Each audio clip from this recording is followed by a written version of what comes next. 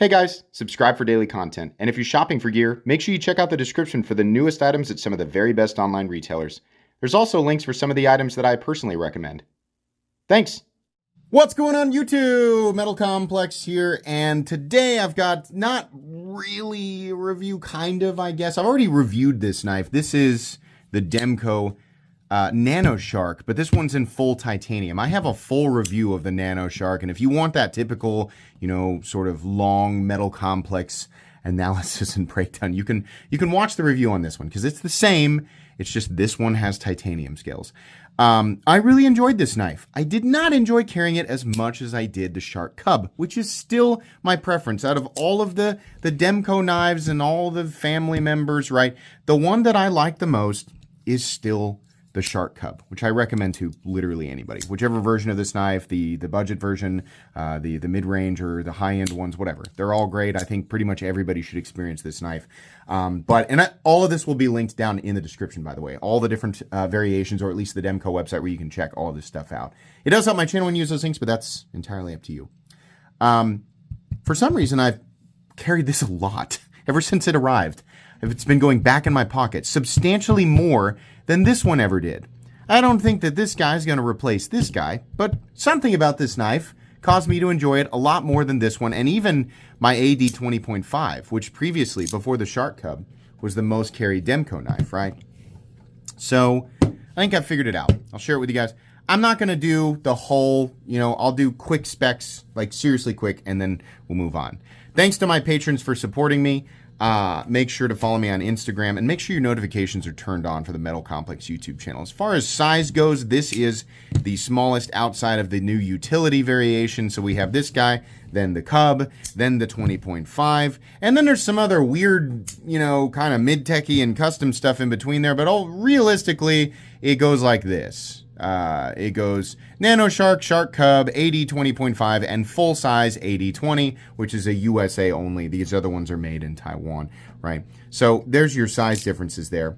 I'll give you guys a very quick measurement so you know, because this is definitely like a small but meaty knife. 6 inches with a 2.35 inch blade.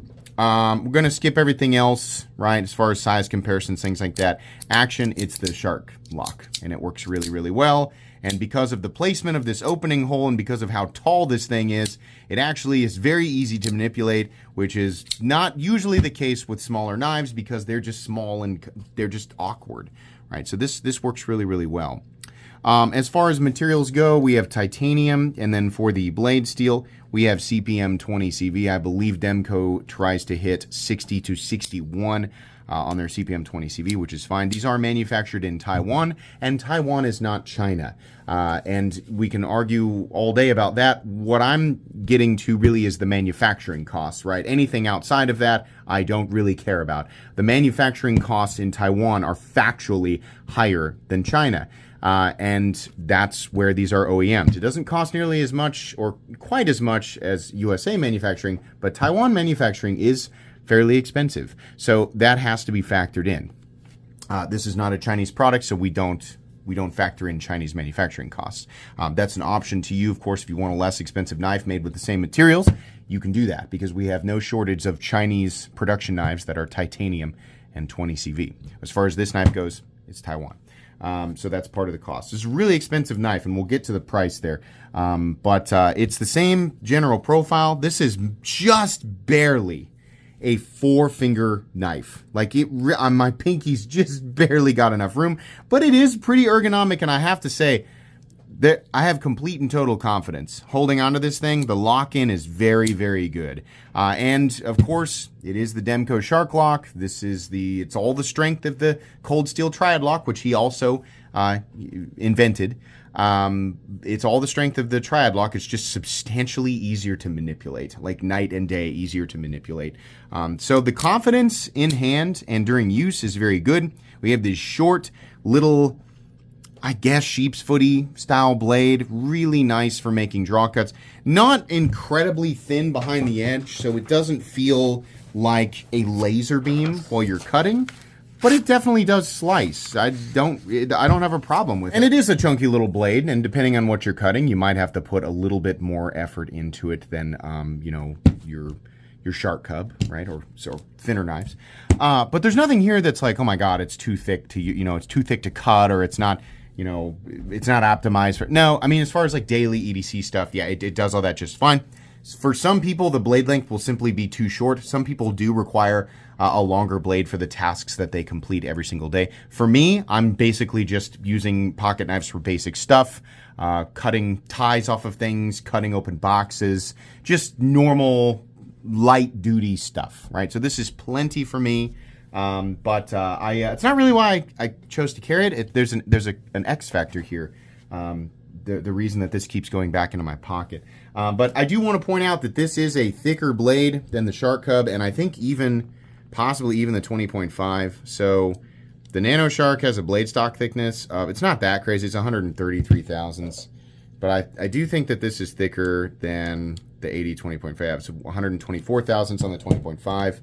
And the Shark Cub is thinner at 93 thousandths. So this is the smallest overall length knife, but it is the thickest up to the full-size guy, which is about 185 thousandths. It's much thicker, right? Let's weigh it, because the titanium makes this a chunky, heavy knife. 4.6 ounces. It's not a lot of weight. It's just a lot of weight for this size of object. But still, like, this was a knife that kind of, I was like, oh, fun. You know, it's cool. I like it. But I'm going back to my Shark Cub. This knife still gets carried all the time. This is still, like, my preference. I love carrying this. I love it. And I don't think there's really anything else we need to do for specs, right? I mean, you got the T6 screws, kind of annoying.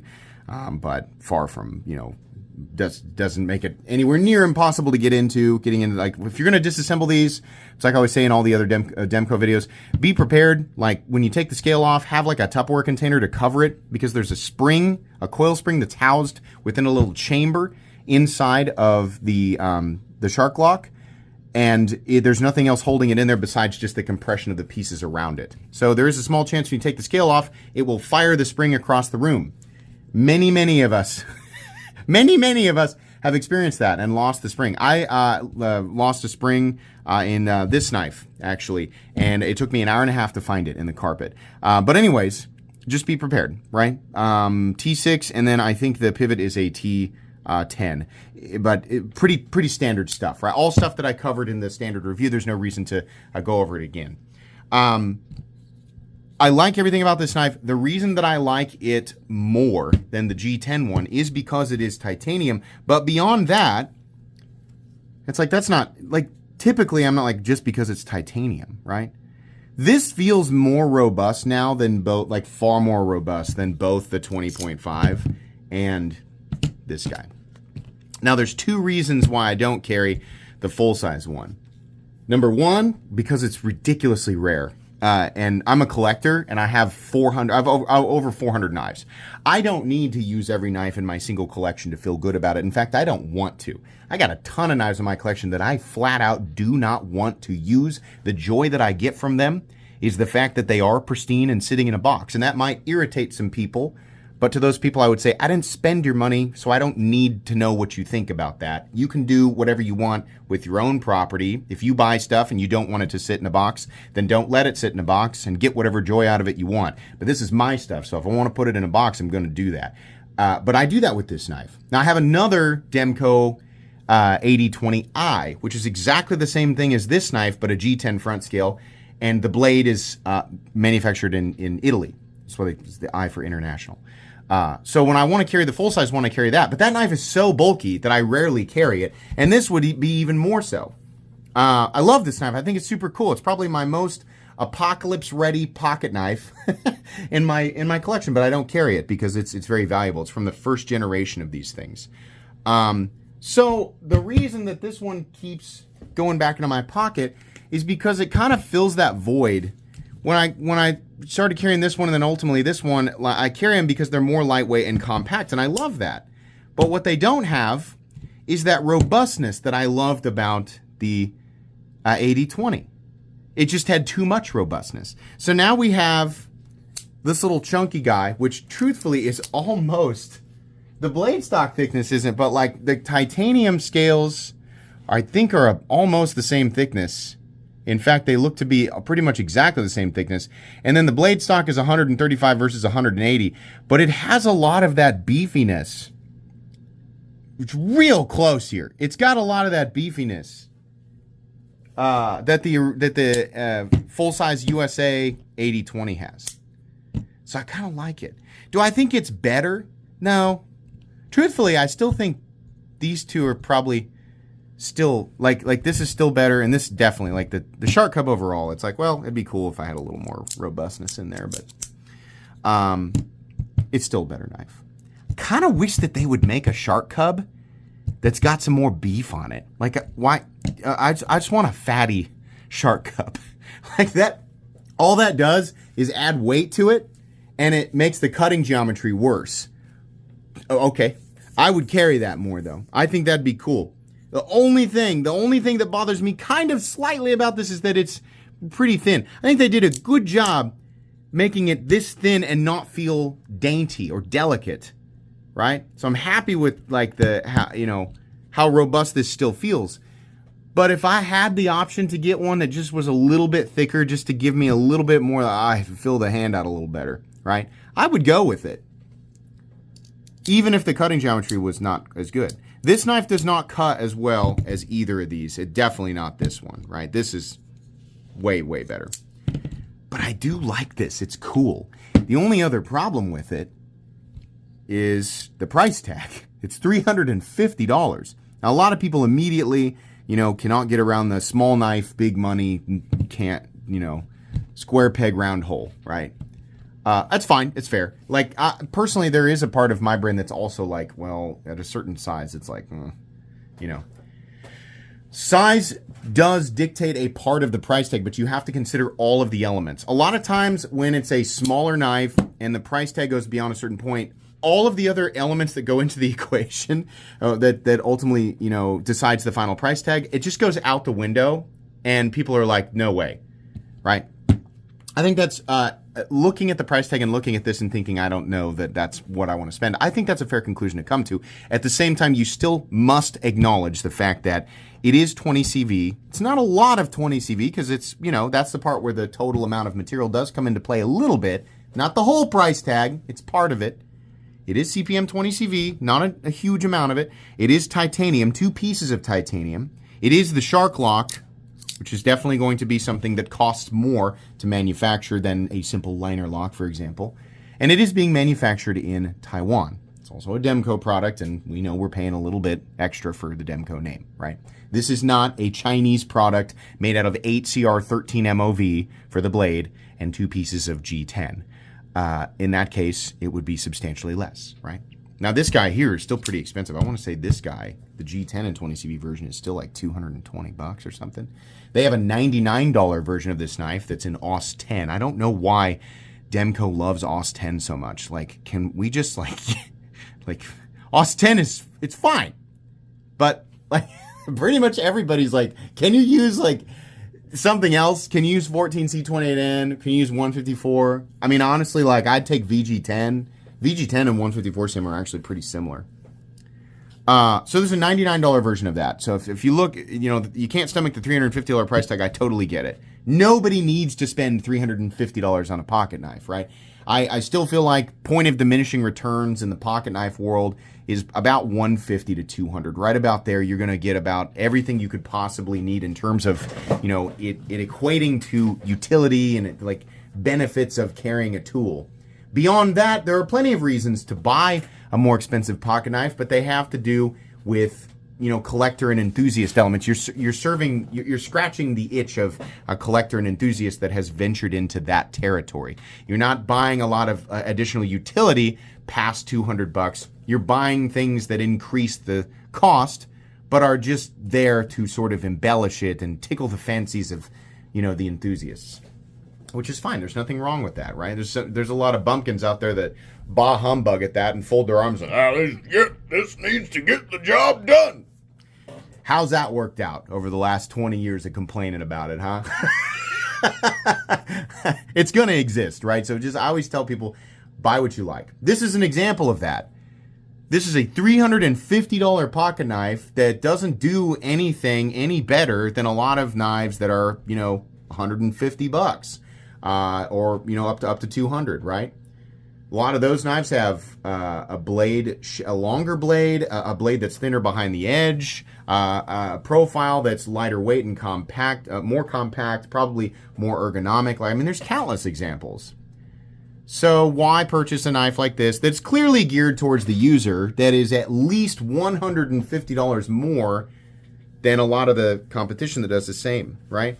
It's easy. It's simple. Cool factor, right? This is going to create that cool factor for a lot of people, and I realized it did with me. There is something about a little battle tank of a pocket knife, even if this isn't necessarily going to be able to do anything, like the existence of titanium on this knife does not make it in any specific way better than this knife. Makes it heavier, right? And it's titanium. Maybe there's some small argument could be made for durability, right? If you plan on throwing your knife up in the air and having it land on concrete multiple times a day, well, I don't know. Maybe the titanium holds up a little better.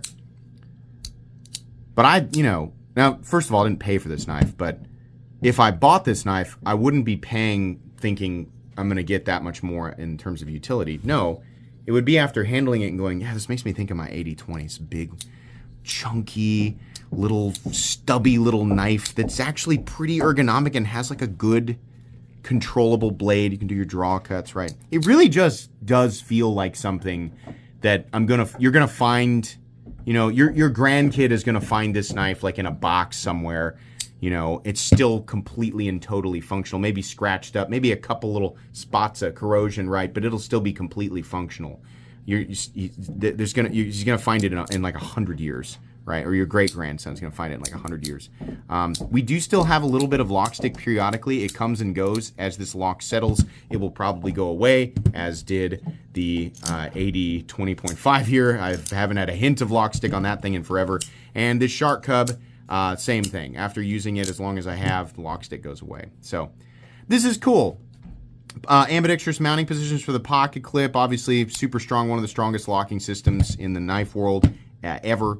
A really, really good pocket knife. It's not going to be for everybody, and the titanium is certainly going to make it, just too heavy for a lot of people. It's just going to seem like a ridiculous purchase for a lot of people. But if you are like me, and you really enjoy the big, bulky 80-20, but maybe it's just too big, this is that feeling. It just makes a lot more sense for a daily carry. And while it is a 6-inch knife that still weighs 4.5 ounces, it still carries pretty great. I like it. It's also kind of a fun conversation piece. I get the knife out and people are like, oh, that's cool, Then they see the price tag and they're like, oh my God. A really, really good tool. Has some unnecessary, expensive embellishments included in the titanium here, but if you're watching this video, that's probably something you're pretty familiar with. So that's pretty much it. It's cool. It's not going to be for everybody, but if you do pick this up, you will really like it. Thanks so much to Demko for sending this in. Thanks to my patrons for supporting me. Please make sure to follow me on Instagram at metal_complex. If you enjoyed this video, leave a like. If you'd like to check out my other content, I do, of course, have lots of videos of knives that are either expensive or inexpensive that I do or don't like, so check those out. And if you enjoy all my content, go ahead and click on that Metal Complex logo right there and subscribe, because there's definitely more coming. Thanks again for watching, everybody, and have a great day.